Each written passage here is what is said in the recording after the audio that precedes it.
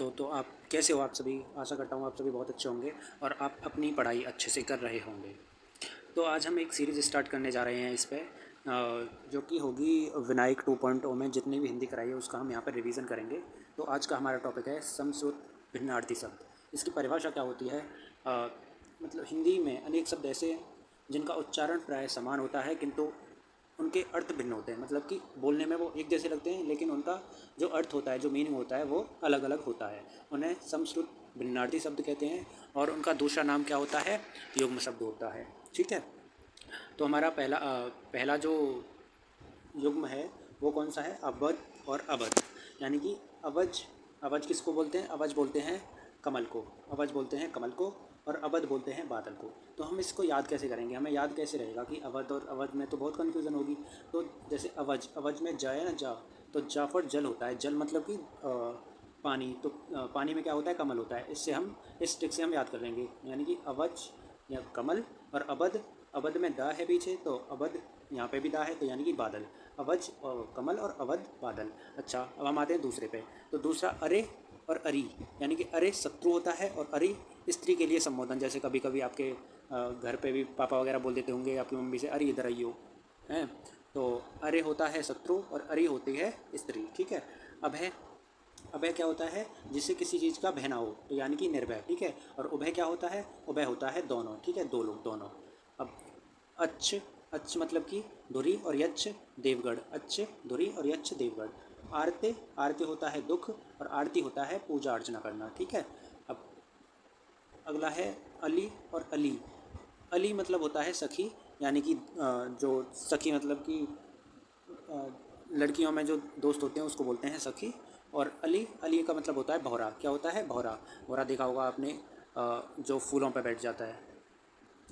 अब अगला वर्ड है हमारा अध्ययन। अध्ययन का मतलब होता है पढ़ना, और अध्यापन का मतलब होता है पढ़ाना। ठीक है। अभिराम, अभिराम का मतलब सुंदर, और अविराम, अविराम मतलब कि बिना विराम के, यानी कि लगातार। ठीक है। अवधि और अवधि, इसमें कन्फ्यूज़न होती है। तो ये छोटी की मात्रा जो होती है वो अवधि यानी कि काल, जो समय होता है उसके लिए होती है अवधि, और अवधि होती है भाषा। ठीक है। अंश, अंश यानी कि कंधा और स्कंद, और अंश हिस्सा और भाग। इसमें जो भी शब्द होंगे ये मतलब कि साउंड एक जैसा कर रहे होंगे, लेकिन इसके मीनिंग अलग अलग होंगे। यही होता है संस्कृत बुनियादी शब्द। अनिल, अनिल का मतलब होता है हवा, और अनल का मतलब होता है आग। अम्बु, अम्बु का मतलब होता है जल, और अम्ब का मतलब होता है माता।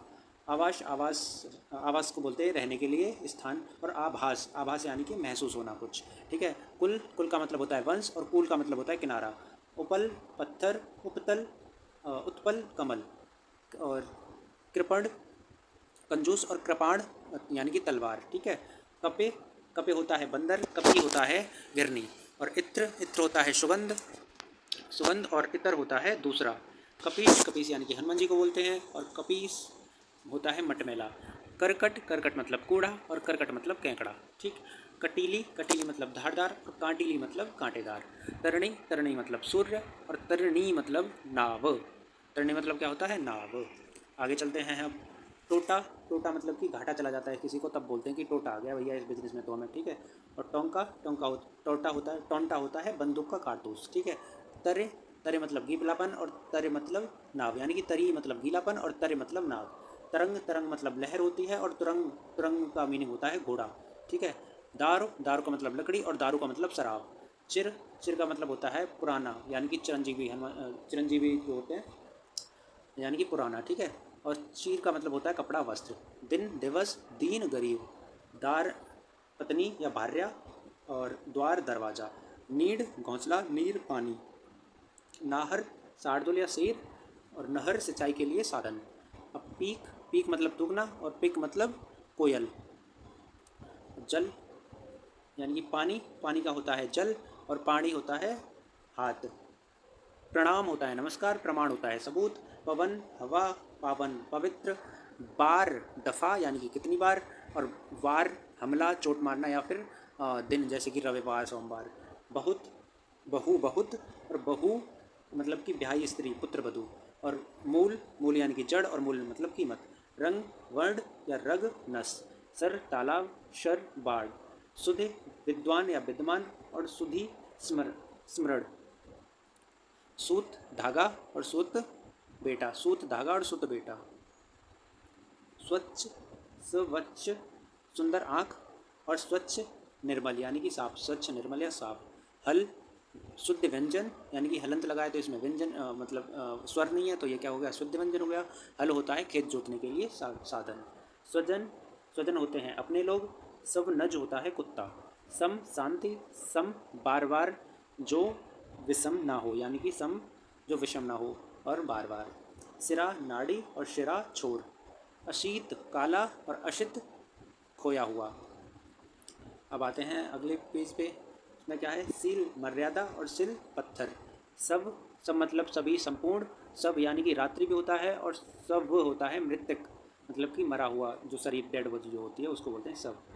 सूची नामावली और सूची सुई। शंकर शिव को बोलते हैं, और शंकर एक में जैसे संकर शब्द होते हैं यानी कि मिश्रण शब्द होते हैं, ठीक है।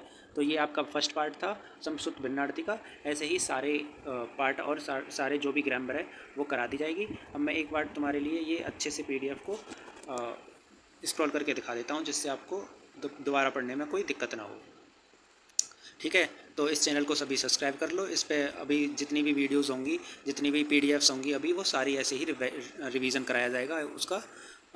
ये विनायक 2.0 बैच की PDFs हैं, और ऐसे ही सारी सब्जेक्ट का कराया जाएगा, ठीक है। तो कोई चिंता करने की ज़रूरत नहीं है, सब हम सारी सब्जेक्ट कराएंगे। तो धन्यवाद आज के लिए, अभी के लिए इतना ही। अब कल मिलते हैं अगली वीडियो में, और लाइक और जो भी मतलब जो भी तुम्हें कराना है उसके लिए कमेंट कर सकते हैं, और शेयर करें चैनल को, जिससे कि और भी बच्चों का फ़ायदा हो, और आप अपने भाई बहनों को भी शेयर करें।